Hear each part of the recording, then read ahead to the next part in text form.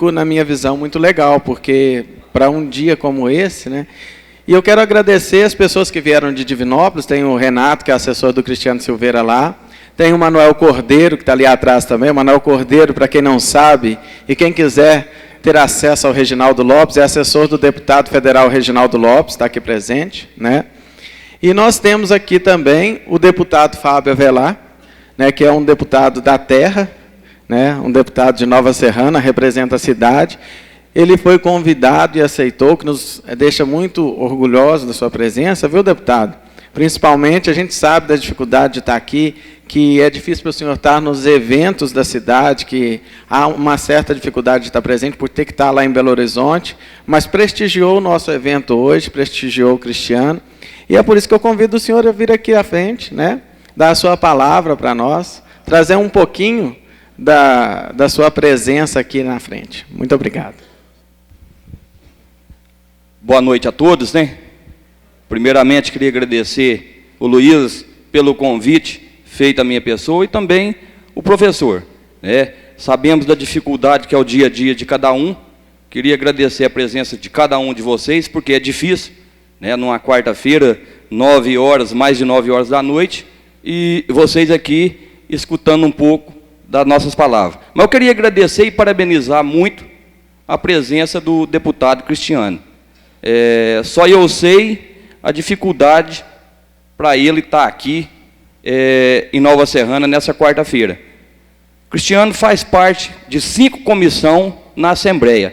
É um dos líderes do governo hoje de Minas Gerais, o deputado Cristiano Silveira. Eu faço parte de 2 comissões na terça-feira e ele na quarta-feira. Então, por isso que o Cristiano atrasou um pouco, chegou só agora, mas seja bem-vindo, Cristiano, à nossa cidade de Nova Serrana, e muito obrigado pela sua presença.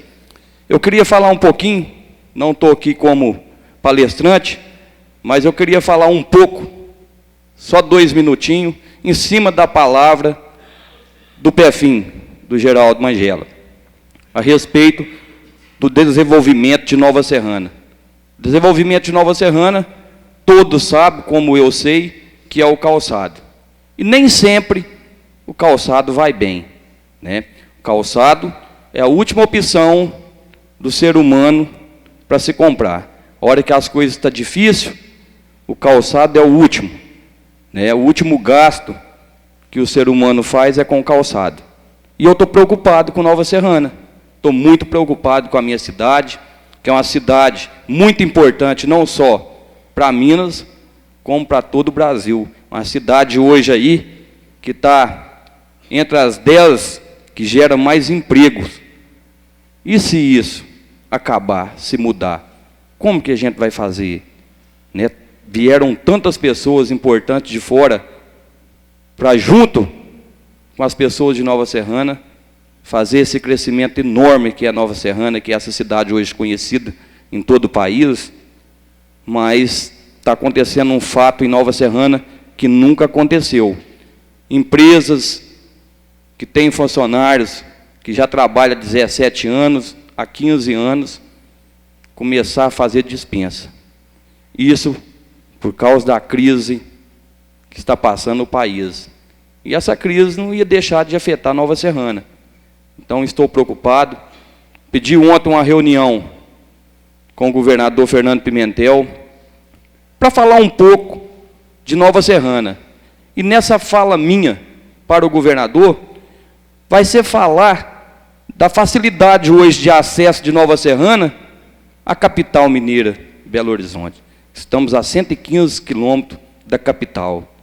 Né? E por que não trazer outras empresas, outros segmentos para Nova Serrana? Por quê? Quando tiver a nossa dificuldade nos nossos calçados, teremos outras empresas, outro segmento para segurar o trabalhador que vem de fora, o trabalhador de Nova Serrana. Então, pedi a reunião ontem e até vou convidar o deputado Cristiano para estar com a gente, para poder ajudar nessa fala minha com o secretário Dair Cunha e com o governador de Minas Gerais, para facilitar a vinda de outras empresas. Empresas que vêm para Nova Serrana para gerar 2.000, 3.000 novos empregos. Nova Serrana gasta aí umas 3 fábricas das maiores de Nova Serrana para gerar aí em torno de 2.000 empregos. Então, trabalhar para que venham empresas grandes para Nova Serrana, já que hoje a facilidade é enorme até a capital devido à duplicação da 262. Hoje até Belo Horizonte é 1h20, está dentro da capital. Então fica aqui, né, a preocupação minha devido a emprego em Nova Serrana. É a cidade que ficou em 10º colocada, que mais gera emprego, mas que agora no final do ano, chega janeiro e fevereiro, e tem muitas baixas de carteiras, né? Então, janeiro, fevereiro e março é um mês preocupante.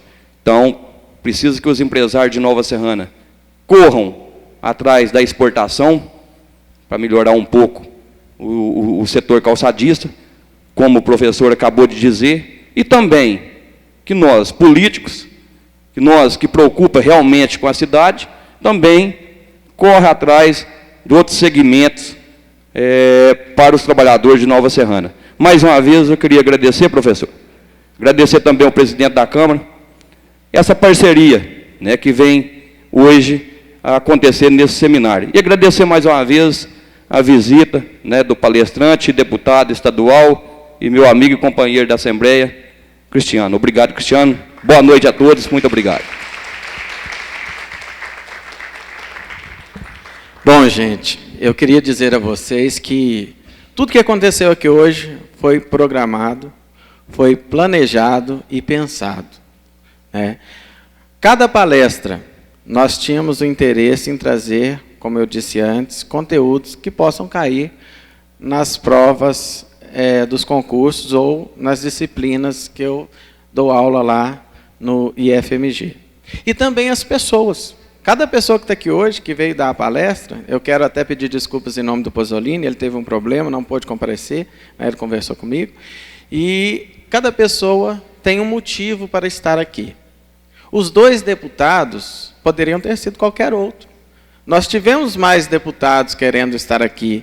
Teve a minha aluna ali, a Angelina, ela tinha o contato do deputado Jean Freire, que estava pensando em estar aqui, mas deu algum problema, aí não teve como ele vir, eles não entraram em contato, né? Mas seria muito bem-vindo, que ele é da Comissão de Saúde, não é isso mesmo? E a gente ficaria muito feliz se ele pudesse estar aqui. Os deputados que foram pensados primeiramente e que nós fizemos o convite, o motivo é o seguinte. Primeiro, o deputado Fábio Avelar. Ele não podia ficar de fora, pelo menos como convidado, né? A gente tem que fazer um convite para ele, por ser da cidade. Eu não posso fazer um evento na cidade desse porte, porque eu estou muito feliz com o público, eu estou contando o pessoal o tempo todo aqui, porque quem trabalha no marketing, quem é formado em gestão, contabiliza isso. E, ao longo do tempo, nós tivemos aqui mais de 100 pessoas. Para uma quarta-feira à noite, concorrendo com novela, concorrendo com jogos, como eu falei, é muita coisa. E, com relação ao Cristiano, por que o Cristiano foi escolhido? Porque o Fábio Avelar, é lógico, né? Além de ser uma pessoa atuante, que colabora, que trouxe benefícios para a cidade, e que é da cidade, isso estava mais do que óbvio. A gente convidou, fico muito feliz com a sua presença, né? Nós estamos muito felizes, né, Luiz? E a outra pessoa, por que o Cristiano? Todo mundo, mas ele não tem nada a ver com Nova Serrana, ele não tem nada a ver com IFMG. Aí é que você se engana. Os cursos do IFMG vieram para cá por intermédio do deputado federal hoje, Reginaldo Lopes. Ele esteve aqui na prefeitura, ele negociou, o PFIM tem os registros lá, né, Geraldo? E o Fábio Avelar estava presente também. Então, o Reginaldo Lopes trouxe o IFMG para Nova Serrana. E quem era o assessor dele na época? O Cristiano. O Cristiano era assessor do Reginaldo Lopes e viabilizou, né? E o Luiz também estava lá, né, Luiz? Estava presente como vereador. Então, a gente fica muito feliz. E o Cristiano foi escolhido por isso. Poderia ser ele ou o Reginaldo. Eu não quis conversar com o Reginaldo, porque o Reginaldo hoje está com alguns problemas sérios lá de família, de doença, que eu não vou externá-los aqui. Então, falei, não é justo eu querer atrapalhar o Reginaldo, porque eu sei que o momento para ele é difícil. Mas eu convidei o Cristiano, apesar de toda dificuldade, ele está aqui. O Cristiano, ele estava lá numa votação muito importante, porque ele é presidente da Comissão de Direitos Humanos da Assembleia Legislativa, e hoje, justamente hoje, estavam sendo votados as verbas, né, Cristiano? O PPAG. Né? Então, quero agradecer também a presença do Marquinhos Clementino, vereador de Divinópolis, está presente aqui conosco, esposo da Glaucia. Né?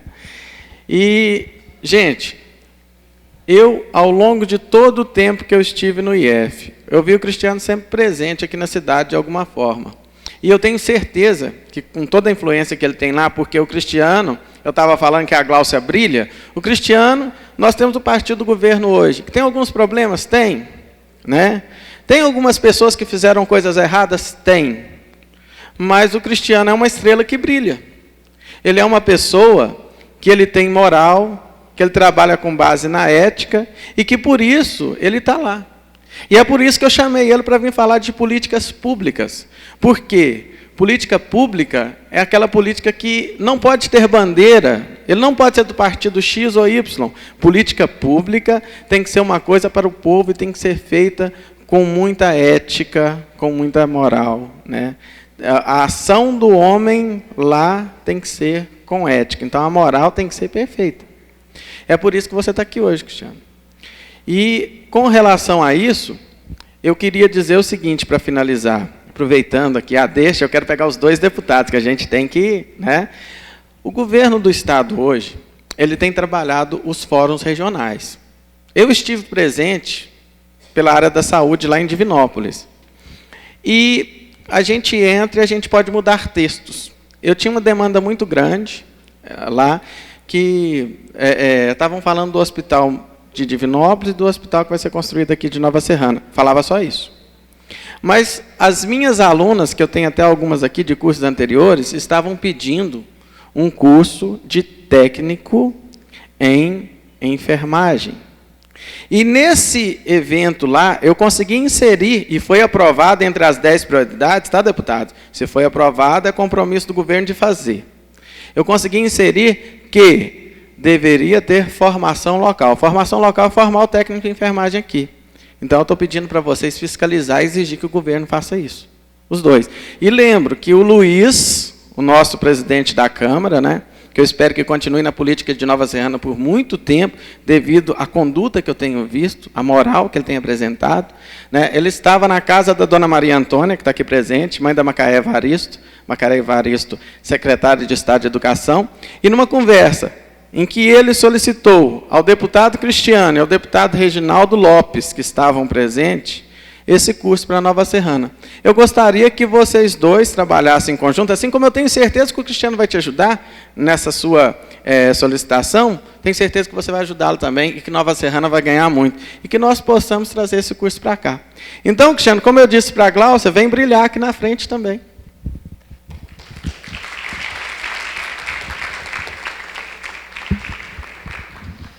Olha o tamanho da responsabilidade, hein? Muito boa noite, pessoal, todos e a todas. Eu não vou nominar aqui, porque são todos muito queridos, mas eu quero, de forma especial, já que nós estamos na Câmara, agradecer ao Luiz, que é o nosso anfitrião, e na pessoa do Luiz, cumprimentar aqui as autoridades, os representantes do governo, agradecer ao Arlon por essa oportunidade da gente fazer um bate-papo, né? Mas com a palestra, eu gosto sempre de dizer que a gente vai fazer um bate-papo. E eu quero aqui fazer uma deferência ao Fábio, porque o Fábio tem sido um deputado muito leal ao governo, né, o governador Fernando Pimentel, e que, de certa forma, é uma lealdade ao povo mineiro que escolheu este programa, que escolheu este projeto para Minas Gerais. Então, toda vez que há uma votação importante, e nós já tivemos votações polêmicas, nós já tivemos deputados que diziam para o governador, não, governador, pode contar comigo, mas quando tinha uma votação difícil, o cara amarelava, que depois não sabia como é que ia explicar voto.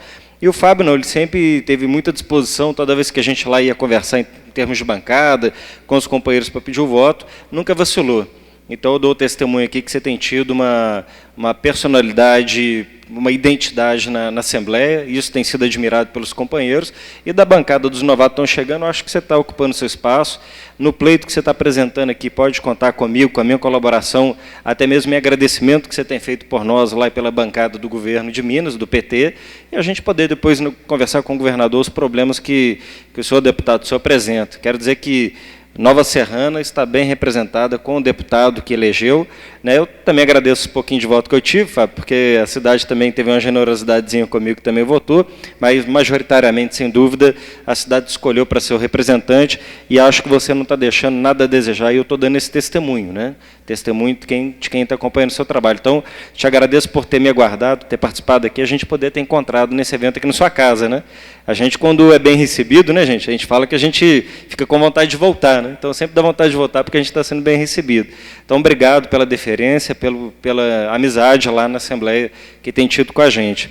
Bom, sinto todos abraçados porque a gente está com um pouquinho da avançada hora e eu não quero tomar muito tempo de vocês. O Fábio citou aqui antes, o Arlon também explicou, nós estamos votando o PPAG. PPAG é o Plano Plurianual de Ação Governamental, que tem tudo a ver com o que nós vamos falar aqui, já que nós estamos falando, e o tema que me foi atribuído é o tema política pública, né? Então, um pouco hoje a minha agenda pesada tem a ver com a construção de política pública. O PPAG é o Plano Plurianual que está discutindo quais são as ações do governo para os próximos 4 anos. Quais são as ações que o governo deverá implementar ou ter como objetivo para os próximos 4 anos em Minas Gerais. Então, é isso que a gente estava discutindo. Numa rodada por eixos, o eixo que discutia com mais força a questão da saúde e direitos humanos, do qual eu sou presidente, é um eixo que foi incluído no dia de hoje. Política pública é quase tudo que se relaciona às ações do governo, do poder público, para a sociedade.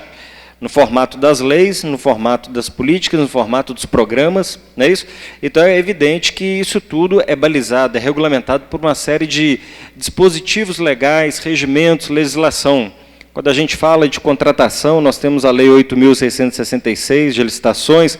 Quando a gente fala em remuneração do servidor, do trabalhador, qualquer programa de valorização, nós estamos falando em política pública, porém, mas ele tem um outro dispositivo que o regulamenta, que pode ser tanto o estatuto desse servidor, quanto também a Lei de Responsabilidade Fiscal, que define uma série de condições, por exemplo, para aumento e gastos com folha. Então, tudo é política pública. Agora, qual que foi a minha ideia para essa conversa de hoje? Mais do que dizer daquela política pública que é formada nos espaços que vocês conhecem, que é o gabinete dos prefeitos ou dos gestores do Poder Executivo, ou do secretariado, ou nos espaços do parlamento, pensar a política pública no conceito de construção coletiva. E aí, o que eu pensei? Vamos conversar sobre a participação popular na construção das políticas públicas, que eu acho que isso nos interessa a todos, que aí nós estamos transcendendo daquilo que é atribuição, por exemplo, do político ou do gestor, e passa também a ser um direito, apesar da maioria das pessoas não verem dessa forma, mas um direito do próprio cidadão intervir nos espaços para a construção das políticas públicas. Nós estamos falando de democracia na veia, né? Apesar da gente ver no sistema de democracia e de representação, que é quando você elege alguém para poder falar em seu nome, nós também temos mecanismos, possibilidades, espaços, do qual a participação da sociedade ela se torna de maneira efetiva. O que você descobre quando implementa esse tipo de política é que nem tudo aquilo que você, enquanto gestor, imagine que é de interesse prioritário da comunidade, necessariamente não é. E aí, quando você abre para a participação, você começa a entender que há outras questões que podem ser colocadas como prioritárias, além daquelas que você imagina que são as que a população tem como interesse específico, né? Então, vamos lá, para a gente contextualizar um pouco, para a gente situar um pouco o contexto da minha fala, né? É para cima ou para baixo, Peter? Cadê? É porque eu fiquei apertando só o luzinho, não testei outro. É o de baixo, né? Então, vamos lá. Primeiro, a gente vai falar um pouco de democracia, né? O regime que nós vemos é um regime democrático. O que é democracia? E aí, eu, como bom filósofo, né, fui formado em filosofia, não podia deixar de fazer aqui essa contextualização. A palavra democracia tem origem no grego, democratia, demos, povo, e kratos, poder, né? Nesse sistema político, poder exercido pelo povo através do sufrágio universal, que no caso é o voto. É claro que lá nos gregos, eu estou falando 400 anos antes de Cristo, os gregos tinham formas de se organizar muito parecidas com o que nós fazemos hoje. O modelo de democracia que nós temos é muito inspirado lá na Grécia Antiga. Eles se reuniam nas ágoras, né, que são as praças, para poder fazer as suas assembleias e tomar decisões. É claro que naquela época qualquer um poderia presidir a assembleia, desde que não fosse mulher escrava. Porque eles achavam que o escravo, entre outras coisas, não tinha alma, né?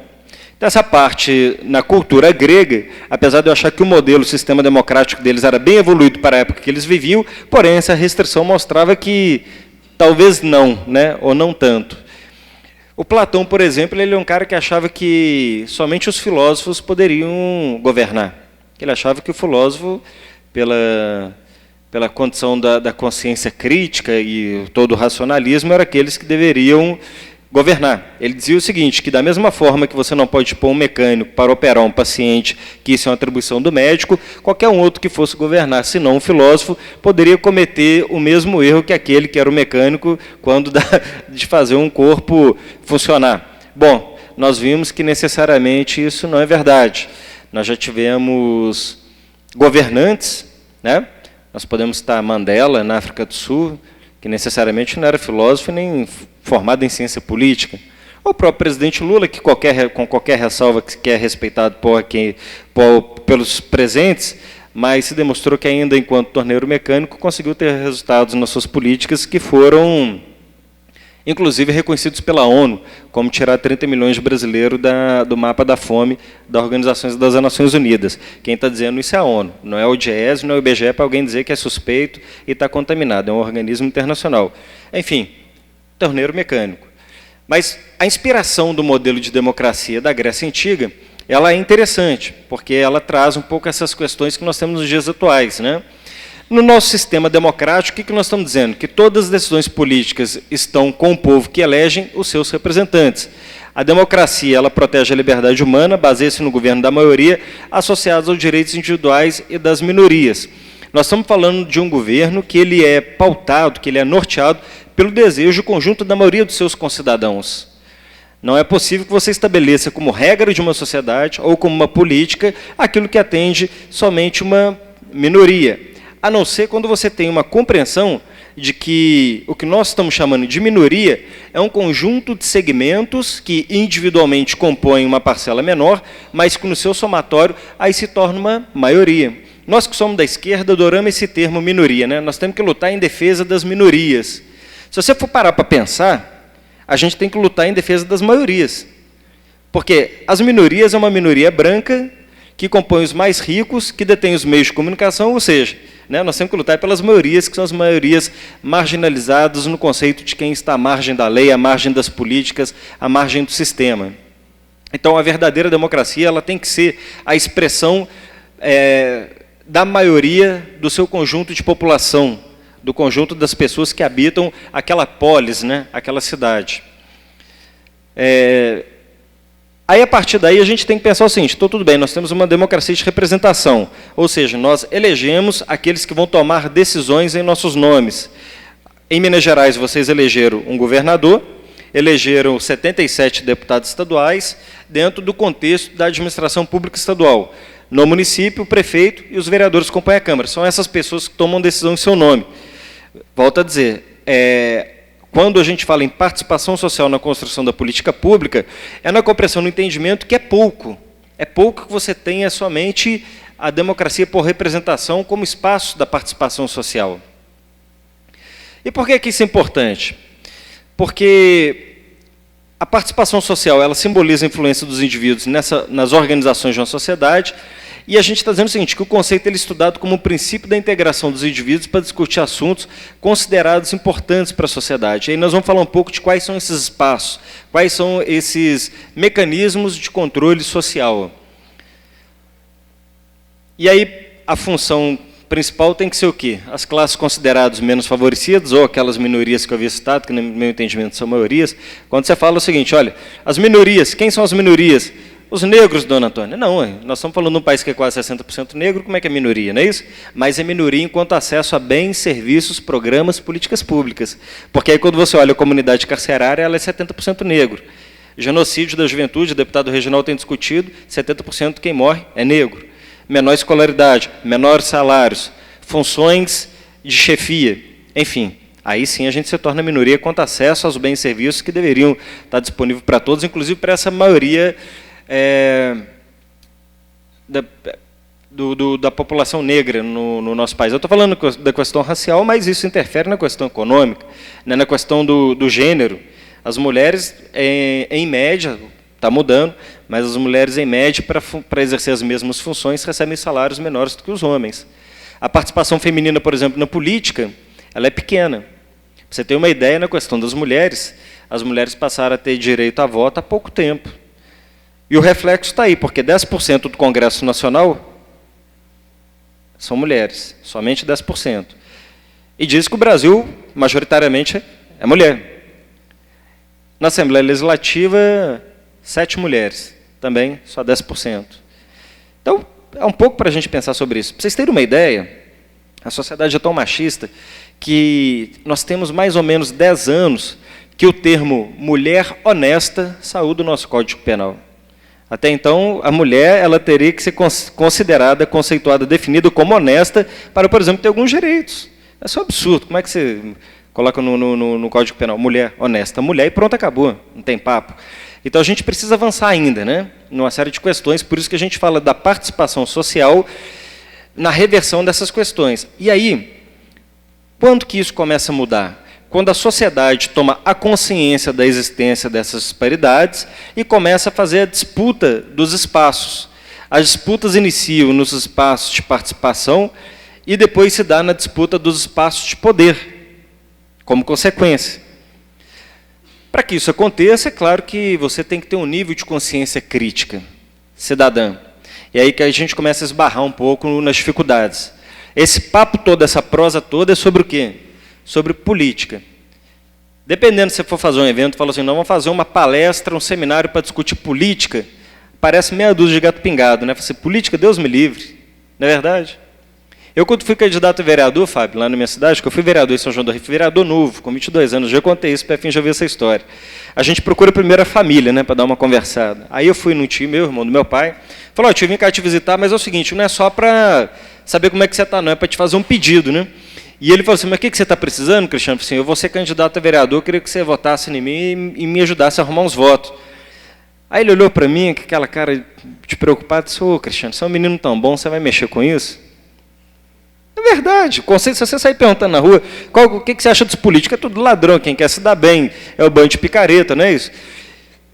Aí a gente começa a perceber onde está o problema, a dificuldade que nós não temos consciência política, e nem consciência crítica cidadã. Nós não temos, eu estou sendo sincero, nós não temos.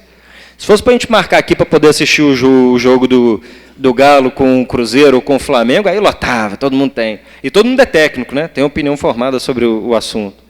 Se a gente for discutir as novelas, né? Regra do jogo, os 10 mandamentos, todo mundo acha um barato, né? Agora o Moisés vai abrir o Mar Vermelho, disse que gastou uma fortuna para fazer lá o negócio. Mas para a gente discutir política é difícil. Aí é difícil, a turma não vem. Porque acha que eu tenho coisa mais importante para fazer. E é justamente no ambiente político que as coisas se definem, que as coisas se decidem. O preço do arroz, o preço do feijão, se vai ter saúde, se não vai ter saúde, se tem segurança, se não tem segurança, se o setor que gera emprego no município está sendo afetado por uma crise, como que a gente resolve, isso tudo passa por decisão política. Como é que a gente não tem nada a ver? Vocês têm que lembrar que no final das contas, sempre quem vai pagar a conta é o cidadão.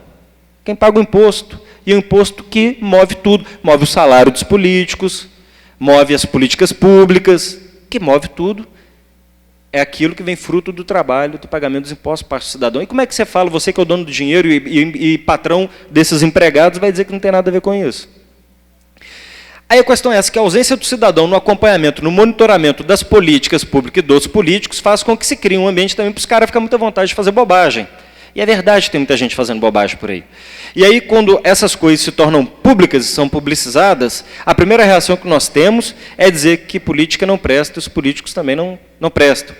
Sendo que nem 10% do Congresso Nacional ou da Assembleia Legislativa é de político condenado a qualquer coisa que seja. Mas a forma que a imprensa traduz dá a sensação que o trem está contaminado geral, né? Não salva um, não salva ninguém.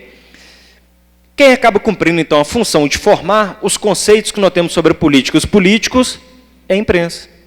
É o único que faz esse trabalho da formação. Se você não está afiliado no partido, e esse partido também tem que ter formação política, se não tiver também é só legenda para disputar a eleição. É só para cumprir dispositivo da legislação eleitoral para você poder fazer disputa eleitoral. Se você não é ligado a um movimento social que tem uma atividade, ainda assim, que é precário, porque vai discutir uma questão muito específica, nós não temos em outro lugar espaços de formação da consciência política. Ô, gente, a reabertura da democracia foi outro dia. Eu me considero cara novo, eu sou de 1978, a reabertura da democracia foi em 80, eu já tinha 2 anos. A reabertura da democracia no Brasil é mais jovem que eu. E olha para mim, né, eu não estou tão velhinho assim. E nós ainda não aprendemos a exercer a democracia plenamente. E eu venho, né, sou filho de uma geração que ainda sofre essa herança do período da ditadura, que você não pode participar, você não pode discutir, você não pode contradizer, você não pode contrariar, você não pode não concordar. Que se você fizesse isso, a gente sabe como é que terminava, né? Se você tivesse sorte, você seria exilado. Com um pouquinho de azar, o corpo a gente estaria procurando até hoje. Então, esse é o contexto. As escolas nos prepararam também para nos formar do ponto de vista de consciência crítica cidadã. Um professor ou outro até pode fazer muito por iniciativa pessoal, por achar que isso é importante. Mas você dizer que isso existe como disciplina, conteúdo, porque o Estado se preocupa em ter uma sociedade mais crítica, mais consciente, e qual que é o conteúdo que ali se estabelece, nós não temos. Nós não temos. No debate da reformulação do ensino médio, nós estamos fazendo essa discussão. Por exemplo, queremos ter bons advogados, bons engenheiros, bons médicos, bons professores, bons políticos, mas, acima de tudo, a gente precisa ter bom cidadão. Ser bom cidadão não é só porque você cumpre suas obrigações de pagar o imposto e votar no dia das eleições. É porque você forma a consciência crítica, que você sempre busca uma segunda opinião, que você usa o raciocínio crítico, que você sabe como funciona minimamente o Estado, a política e o país. Então, esse é o grande debate, né? Para a gente poder formar, então, um conjunto de sociedade mais consciente, mais crítica, nós precisamos fazer com que essa consciência se dê, que essa formação aconteça. E eu acho que o ambiente vai ser as escolas. Uma vez tomado de uma consciência de que isso é importante, você começa, então, a se apropriar dos espaços, compreendendo que aquilo lhe pertence. Se você não se apropria, outros se apropriarão. E, às vezes, não são os mais bem-intencionados, são aqueles que sabem que ali é um espaço de poder e vai tentar exercer o poder. Seguimos em frente, eu vou falar um pouquinho de cima para frente. É claro que não é nada novo que nós estamos apresentando. Quando a gente fala das conferências que estão sendo realizadas, para vocês terem uma ideia, a Conferência de Assistência Social mobilizou em Minas Gerais cerca de 80 mil pessoas, em 15 regionais. As conferências que estão sendo realizadas pela Secretaria de Direitos Humanos, amanhã nós temos mais uma conferência, que é a Conferência de Direitos Humanos, ela no somatório dos delegados que participaram em Belo Horizonte, em torno de 5 mil, e em torno de 50 mil nas cidades que realizaram suas conferências próprias. Por que conferência é importante? Porque nas conferências você estabelece metas e diretrizes para a ação de governo para aquela área específica. Essas metas você define no âmbito do município, leva para uma plenária estadual, elege as prioridades no âmbito das políticas do governo do Estado e ainda elege os delegados que vão fazer essa discussão em âmbito nacional. É claro que não basta só indicar as prioridades. Depois é importante que haja um monitoramento do que foi realizado ou não. Que a gente é danado para fazer o seguinte, o Neumar usa muito a frase conferência para inglês ver, né? Porque diz que quando terminou a abolição da escravatura, e o Brasil demorou, o Brasil, para poder dar uma mascarada, colocava alguns navios dizendo que estava fazendo vigilância de entrada de escravo, mas que, na verdade, os escravos continuavam entrando. Mas aquilo era para inglês ver, né? Então, a gente não pode ter conferência para inglês ver, tem que ser conferência para aprovar e ter efetividade na implementação das políticas públicas. Qual que é o problema? O problema é que a gente faz conferência esse ano, aprova metas e diretrizes. No ano que vem, a gente não faz uma revisão na conferência do que avançou ou não avançou. Nós vamos eleger novas metas e diretrizes. Inclusive, às vezes, replica aquelas que já tinham sido aprovado lá atrás. Opa, então está errado, nós temos que ter uma postura de monitoramento e execução. O observatório da implementação das políticas que ali foram aprovadas. Mas, enfim, de toda forma, as conferências são espaços de participação popular e de construção de política pública. Ali eu tenho a 8ª Conferência de Saúde. Essa conferência ela culminou, entre outras coisas, com a criação de um grande programa que vocês conhecem, que é o SUS. A maioria das propostas que foram incorporadas no Sistema Único de Saúde e, posteriormente, na Constituição, não foram elaboradas pelo poder público. Nasceram nas conferências de proposta da população. Um outro exemplo que eu cito para vocês, em 94, parece que em 94, se não estiver errado, o Estatuto da Criança e do Adolescente. A maioria das propostas do sistema de defesa foram propostas pela sociedade e necessariamente não pelos políticos. Há muitas conquistas, por exemplo, nas leis trabalhistas, que não se deram pelo bom humor daquele que presidiu o país em determinado momento, mas pela capacidade de mobilização das categorias, por exemplo, os sindicatos, e conseguir fazer com que os congressos aprovassem e fosse apresentado por aqueles gestores as propostas de lei que dialogavam com os interesses e necessidades dos trabalhadores naquele momento. Então, no Brasil, a gente, no início, era muito restrito, né? Até mesmo por causa ainda da influência da colonização portuguesa, e sempre foi uma reivindicação da esquerda, da igreja cristã e da esquerda em geral.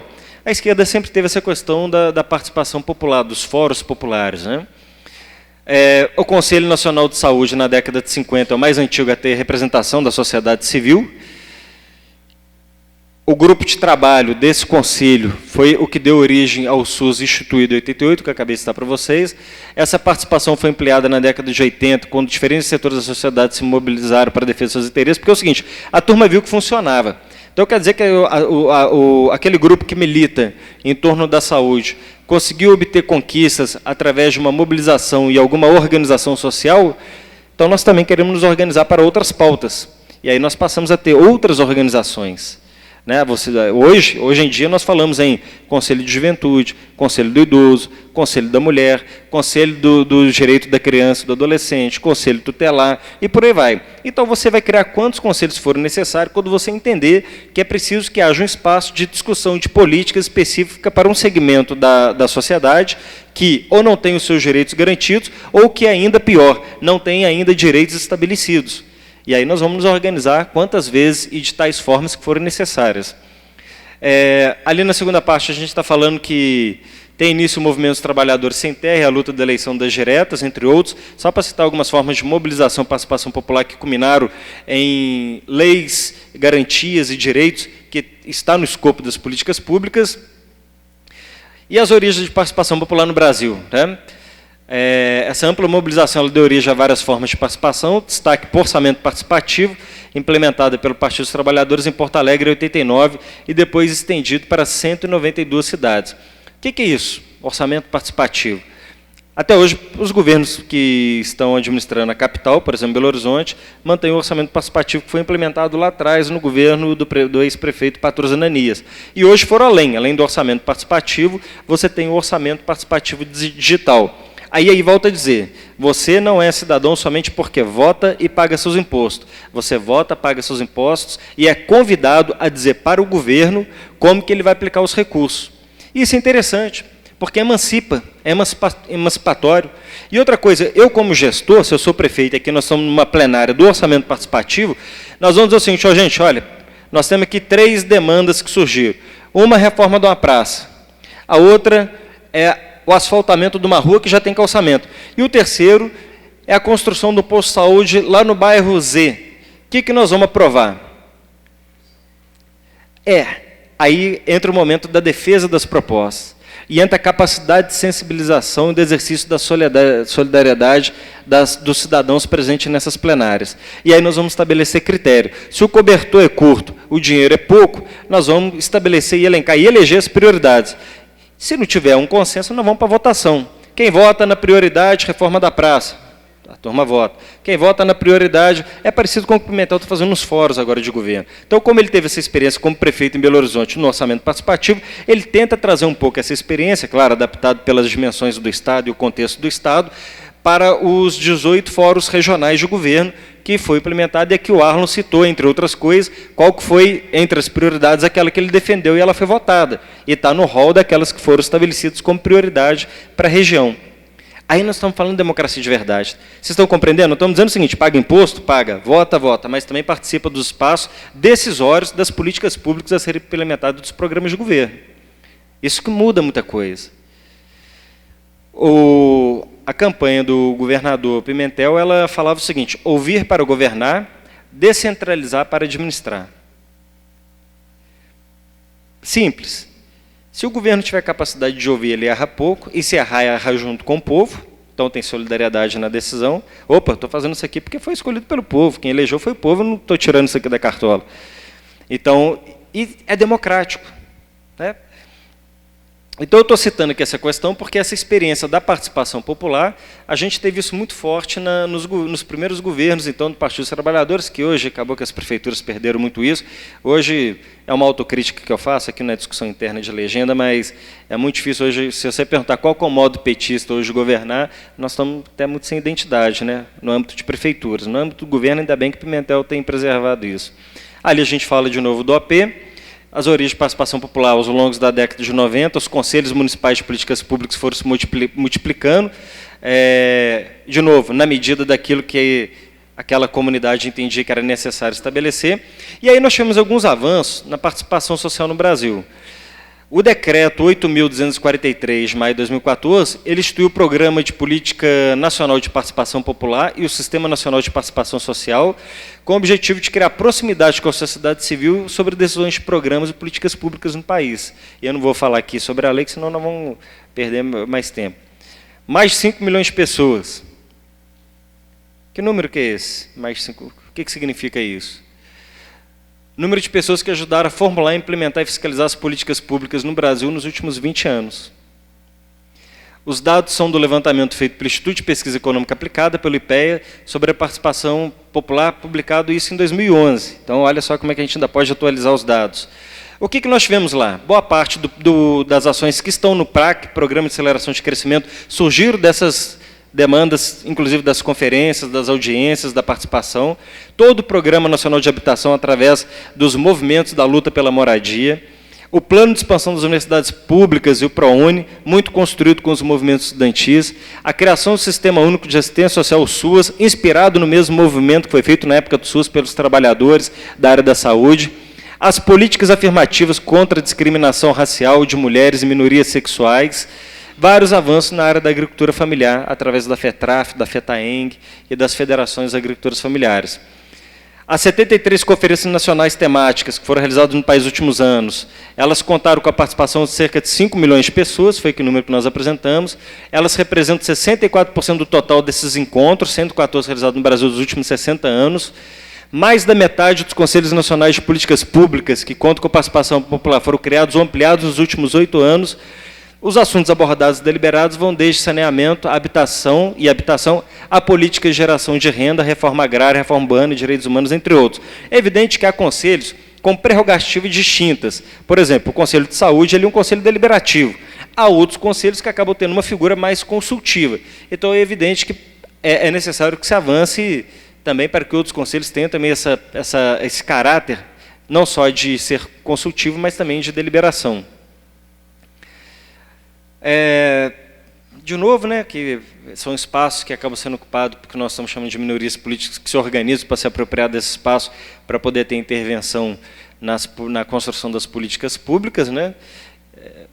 Além dessas questões, nós temos outros espaços. Por exemplo, na Assembleia Legislativa nós temos a presença no nosso regimento das audiências públicas, dos debates públicos, dos fóruns, na verdade, das visitas, que também são espaços que a gente pode ter a participação popular na construção da política. Falei aqui já das conferências,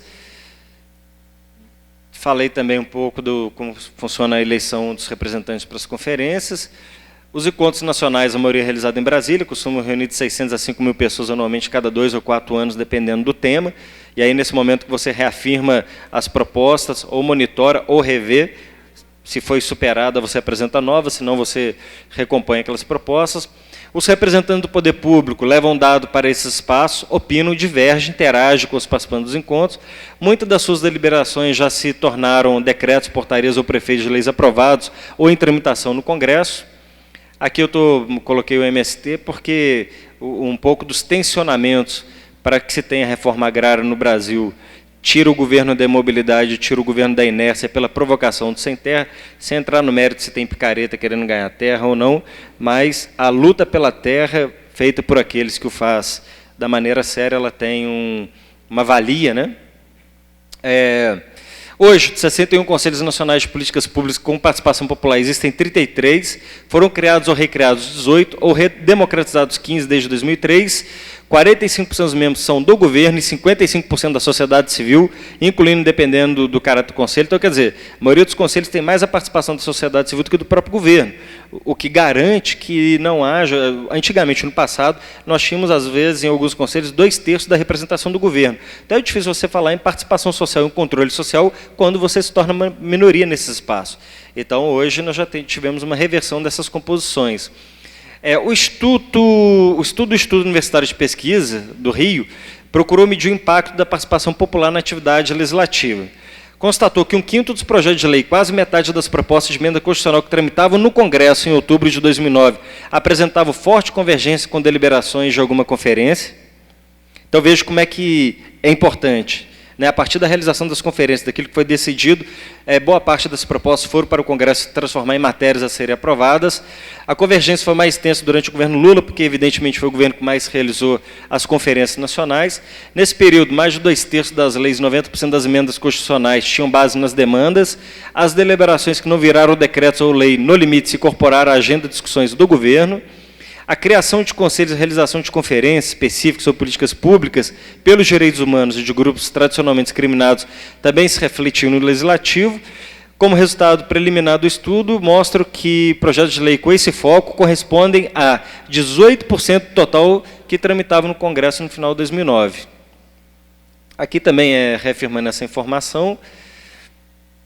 Aqui é um dado que, por exemplo, as cidades com maior participação popular apresentarem proporção à população um número 3 a 4 vezes maior de creches de matrículas no ensino médio, além do número de consultas de lei do SUS 10% superior às outras, desempenho administrativo também melhor, os mais participativos tinham uma receita tributária 112% maior, e aqui eu repetindo, aumento dos números de conselhos, outros que são obrigatórios por lei, como os conselhos tutelares, conselho de saúde, conselho do Fundeb, Aqui uma foto de uma conferência. Aqui eu citando o Plano Nacional de Habitação, que foi aprovado também através do Conselho Nacional das Cidades, da assistência social. Estou citando aqui os mais relevantes, viu, gente? Da agricultura, da educação. Aqui fazendo uma média com a Macaia, depois vocês contam para ela, que eu pus a foto dela para ela ajudar nós aqui, né, Fábio? Não, dona Antônia? Aqui eu já citei também, de novo, eu estou passando aqui para a gente não ficar redundante, O Estatuto da Igualdade Racial, que também surgiu a partir de uma mobilização da sociedade organizada, alguns direitos específicos, maior acordo coletivo do mundo, que foi esse feito pelo governo nesses últimos 12 anos, que nós estamos chamando da valorização do salário mínimo, meio ambiente. Na Conferência da ONU, Rio 92, a comunidade internacional optou pelo respeito à biodiversidade e pela retirada da população da linha da pobreza. O Brasil avançou no combate à pobreza, a população extremamente pobre do país caiu 25% em 90 e 3,5% em 2012. Por outro lado, várias espécies engrossaram a lista de ameaças de extinção e tal, e o Protocolo de Quioto, o único acordo internacional com poder de lei que estabelece limites para as emissões de CO2 e outros gases de estufa, não foi bem sucedido. E aí tem aqui alguns desafios que nós estabelecemos, os fóruns regionais, fóruns de governo, e aí eu já falei um pouco sobre os fóruns, os territórios. Alguns desafios da participação popular. Os espaços de participação popular carecem de divulgação das atividades. Então, é claro que, de um lado, eu falo muito da consciência para se poder ter a disposição da participação, mas é evidente que tem vários órgãos de governo que também não têm muito interesse da participação. Há governantes que é o seguinte, que quanto mais o povo se fizer ausente, melhor para ele para tomar as decisões a seu bel prazer. Não é verdade? Então, há também uma má divulgação, uma má mobilização para que não tenha sucesso por parte de alguns governantes que por aí passaram ou estão.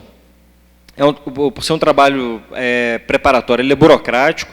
Eu citei para vocês que você tem etapas nos municípios, etapas estaduais e etapa nacional. Mas a democracia não é fácil ser feita, não. Ela dá um trabalhinho.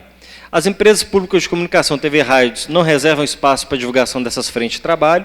Esses grupos, em geral, não contam com estrutura de comunicação institucional para divulgação do próprio trabalho realizado, visando a conscientização e a adesão popular. E quais são os desafios? A melhoria de imagem de partidos políticos, sindicatos, associações de classe, a implementação de novas tecnologias no processo da participação popular, a ausência de formação cidadã nas escolas, conteúdo e disciplinas voltado para o desenvolvimento do senso crítico e de coletividade. Ok? Então, um pouco, gente, eu preparei essa apresentação, sei que foi um pouquinho extensa, mas eu achava que era importante a gente fazer esse link. Mais do que dizer das políticas públicas, né, um pouco que é política pública, por nivelamento, nós compreendemos. Agora, como elas se constroem, como elas se fazem e qual tipo de política nós teremos, eu mostrei que está muito alinhado com a nossa capacidade de mobilização. Ainda que eu tenha essa minha crítica de achar que ela é muito menor do que poderia ser, não há de se negar que conquistas históricas se deram quando a sociedade se fez presente na participação da construção das políticas públicas. Volto a dizer, conquistas trabalhistas e acordos históricos, Sistema Único de Saúde, Estatuto da Criança e do Adolescente, Sistema Único da Assistência Social, entre outros que eu poderia citar, do qual a mobilização da sociedade foi o fator primordial para que isso fosse pautado na agenda política, por exemplo, do nosso país. E isso pode se dar no seu município, na sua cidade, no Estado e no Brasil. Então, quero aqui, de novo, agradecer, viu, Arlon, a possibilidade dessa conversa e mantenho aqui à disposição, caso alguém tenha alguma pergunta ou qualquer intervenção. Agradeço a paciência, o avançado horário, nós conseguimos até manter um público bom aqui para o nosso debate. Obrigado.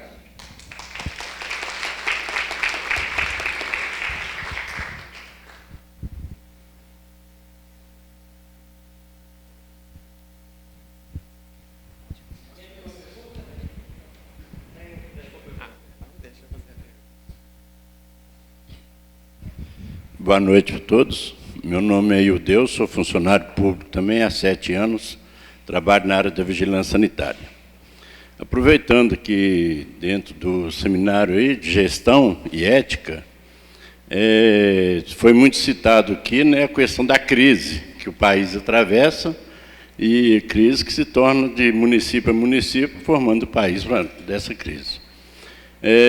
Diante de tudo que você citou aí para nós, até parabenizá-lo pela capacidade, né, dentro da política pública, dentro da sua pouca idade, muito conhecimento, e a muita idade, pouco conhecimento da política. Vou te fazer uma pergunta aqui, que às vezes influencia um pouco dentro da ética, porque há poucos dias atrás o Jornal Nacional vem debatendo a questão da crise, o governo, a presidenta, cortando gastos, também sacrificando um pouco o povo, né, tirando um pouco do salário, das condições de sobrevivência do assalariado. E logo após os anúncios do Jornal Nacional, que citou todas as crises, as dificuldades do país, foi citado que o governo federal vai ser construído um prédio para os novos deputados que custará para o país aí 400 milhões. Citando-se em termos de ética, seria uma coisa viável para o momento, diante de toda a dificuldade, falar que a partir de, parece que fevereiro, vai ser construído esse prédio que custará para os deputados, né, que isso aí vai gerar empregos dentro para funcionários, horas extras e tudo, quer dizer, trará mais gasto para o país. Seria viável a construção nesse momento de crise, né? 400 milhões para os gastos? Obrigado. Boa pergunta. Na verdade, eu costumo dizer que uma pergunta bem feita é meia resposta dada, né? Então, no momento que a gente está dizendo que o governo tem que economizar, que ele tem que diminuir o seu déficit. Nós estamos falando de um déficit aí que ultrapassa 60 bilhões, né, do governo federal. Tem que cortar. O pacote que o governo encaminha para o Congresso e a própria peça orçamentária aponta uma série de cortes em vários setores. né? Começar por alguns ministérios que foram fundidos e outros foram extintos pelo governo federal, contingenciamento de recursos em algumas áreas, preservando as políticas sociais, como, por exemplo, Bolsa Família, que o relator do orçamento quer cortar 10 bilhões, o governo falou que não mexe, né, em política social. O Poder Executivo, ele tem que fazer o seu para casa. O Poder Legislativo também, e assim como o Poder Judiciário. O grande problema é esse. No caso do Poder Legislativo, que tem um orçamento próprio, em torno de 8% do orçamento total da União, ele não precisa da autorização, por exemplo, da presidenta Dilma para gastar. Eu não acho que é prudente, porque também, se ele não faz o gasto dessa receita até o final do ano, ele tem a possibilidade de devolver para o Tesouro, né, para o Caixa Único do governo, o que pode ajudar o governo a compor um superávit. Então, eu concordo com o senhor, não acho que é prudente. E vou além. Eu acho que não é necessário, e a proposta, pelo que nós vimos, ela ainda incorpora a construção de um shopping center dentro desse espaço da construção de novos gabinetes. Então, assim, não acho que seja necessário e piorou, inoportuno, né? No momento de crise, eu não acho que seja oportuno. Em Minas mesmo, nós estamos passando uma situação muito difícil, né?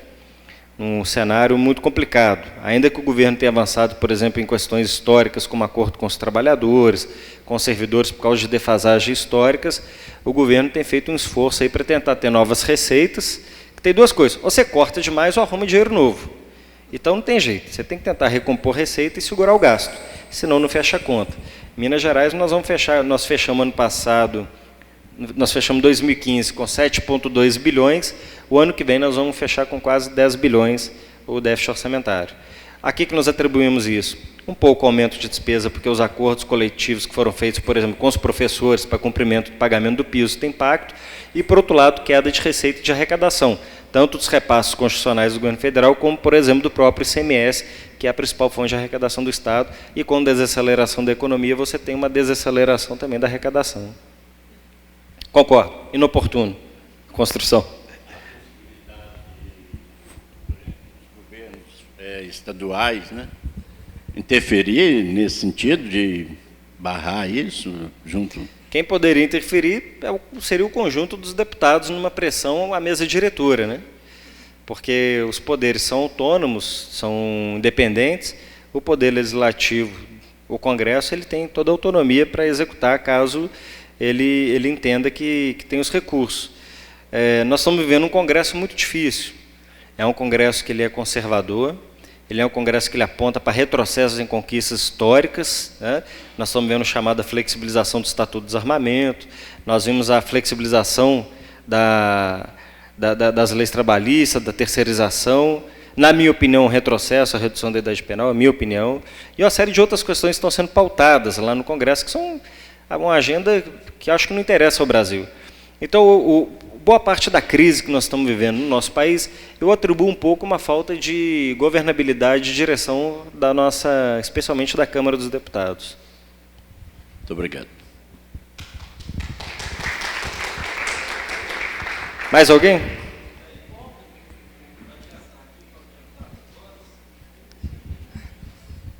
Eu vou pegar um pouco na carona do Ildeu ali, para adiantar a pergunta. É mais ou menos no mesmo tema, desculpa. Meu nome é Vanderlei. É o seguinte, eu até conversei com o presidente da casa aqui um pouco mais cedo. Tem uma questão que acontece aqui, que eu gostaria, mas é como para passar uma mensagem mesmo para as pessoas ficarem aqui, que eu acredito que os que estão aqui são formadores de opinião. Eu não tenho a desenvoltura do senhor para levar a mensagem, mas parabenizo que essa mensagem ela vem cucando na minha cabeça. Eu já tentei passar ela assim, mas eu acho que eu não consigo. Ficou brilhante a fala do senhor. Na questão de toda a eleição que tem, parece que não tem nada a ver, é uma sujeira de panfletos. Nós estamos falando, igual o Ildeu falou, na questão da crise e na questão do dinheiro público. Não seria o momento de agora, quando está longe ainda da eleição, da gente começar a tocar nesse ponto, para evitar esse gasto de dinheiro público? Porque o que acontece? Sempre vão falar quando está na eleição, que as pessoas já fizeram os panfletos, já jogaram na rua, já sujaram nas ruas e gastaram dinheiro público. Aí depois daí a mais 4 anos vai a mesma coisa. Aí todo ano a gente tem visto isso. Inclusive na eleição passada, isso teve aqui muito, e eu queria ver a opinião do senhor, e se se possível for, levar essa mensagem para outras pessoas. Ó, tem 3 situações possíveis que dialogam com o problema. A primeira é a mudança na legislação eleitoral. A legislação ela já é rigorosa para política que suja a rua.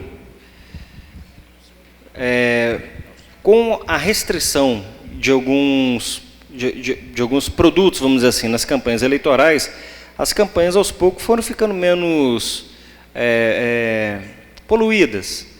Por exemplo, hoje a proibição de outdoor, agora com a reforma, a proibição de mini-door, você diminui a poluição visual na cidade, você estabelecendo o limite para o funcionamento de carro de som, você definindo, por exemplo, qual que é o gasto máximo de campanha, isso tudo influencia.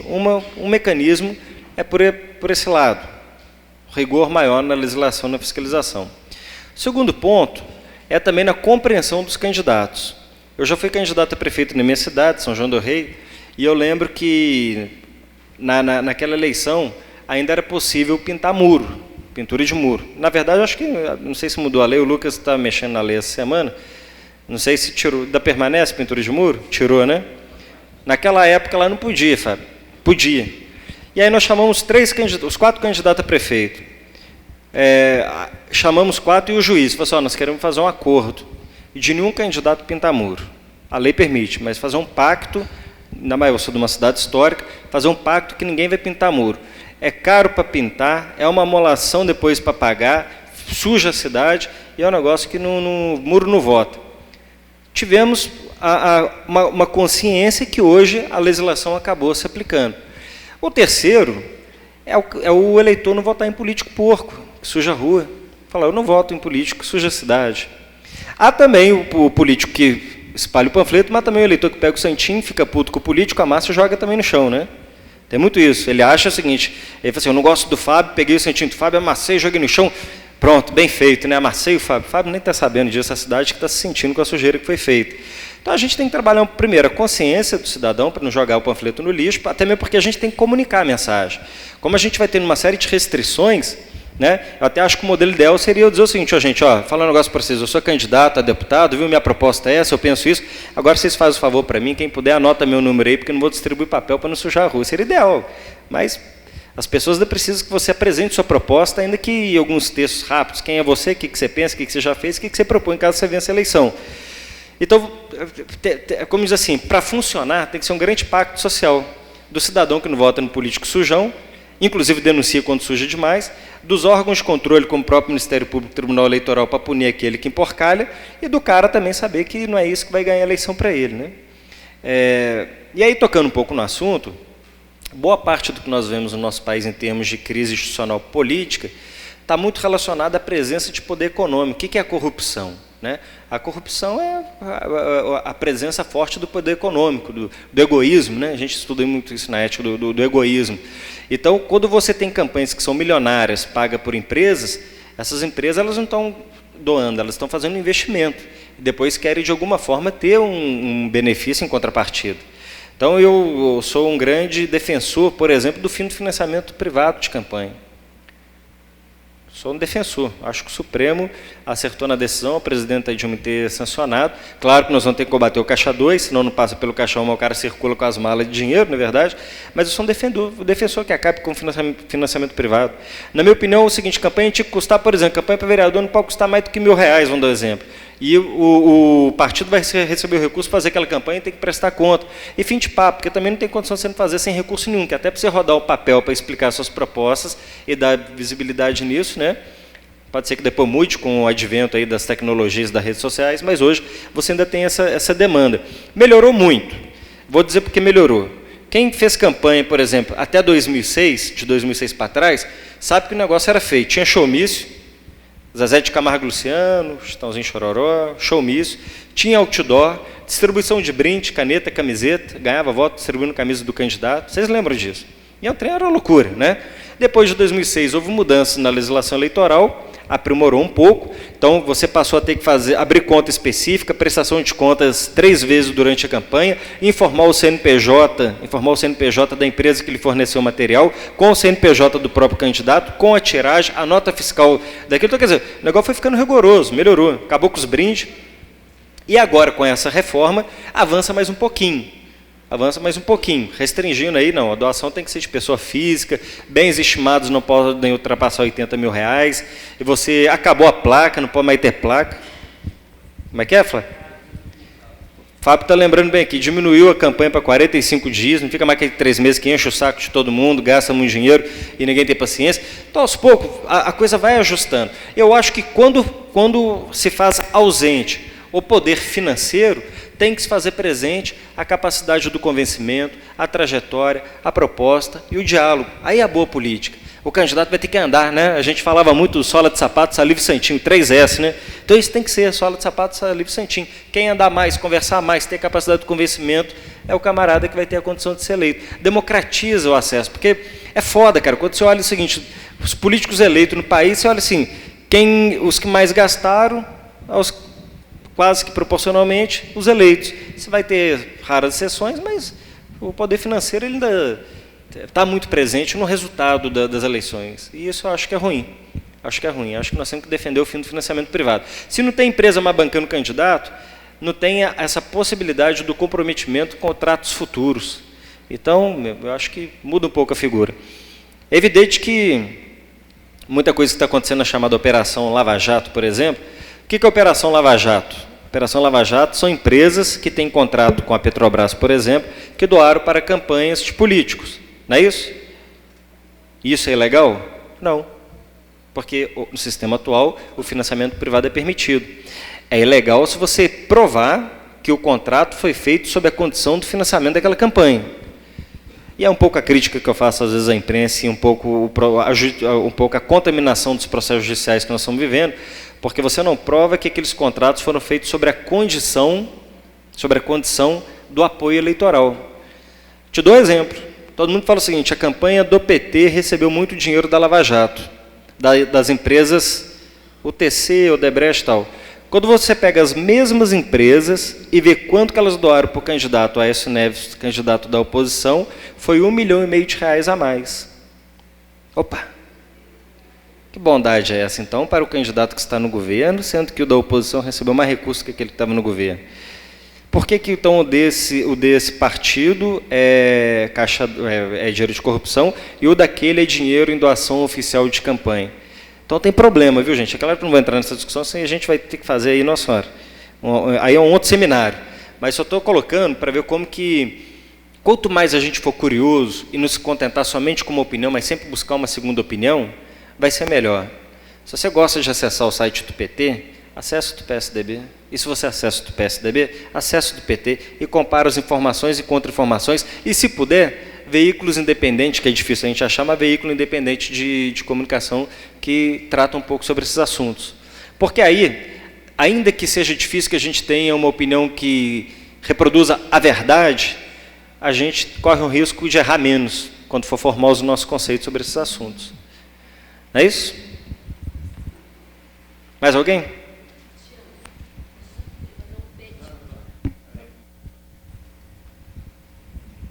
Quero fazer um pedido. Para você levar para quem for da área lá da segurança. Pelo amor de Deus, aumentar o efetivo militar em São Gonçalo do Pará. A gente não aguenta mais tanto assalto em tudo quanto é lugar lá em São Gonçalo. Eles param com o caminhão, carregam tudo, deixam a casa sem nada. Nas fazendas, dentro da cidade. E a droga rola assim, solta, direto, na porta da igreja, qualquer lugar, tá desse jeito, a gente não tem tranquilidade. Então, eu vou fazer um pedido aqui, até não é hora disso, mas que você leve isso para alguém que possa fazer alguma coisa para melhorar para São Gonçalo. A gente não tem nem como dormir. É gente pinando moto, 3 horas da manhã, 2 horas da manhã, a praça, você sabe onde que eu moro. ali na praça, o pessoal gritando, conversando, fazendo um algazarra. Então, nós precisamos não aumenta o efetivo militar. E quando você liga para a polícia, se o ladrão está de cá, ou a bagunça está desse lado, eles vão para o lado de lá. Então, o pedido está feito, recado dado. Eu vou apresentar um requerimento na Comissão de Segurança da Assembleia, dona Antônia, pedindo que se reforce o policiamento de segurança no município. Vou levar o pedido da senhora para a Assembleia e para o comandante da polícia. Mais alguém, gente? Finalizamos? Então, de novo, obrigado pela oportunidade, pelo bom debate.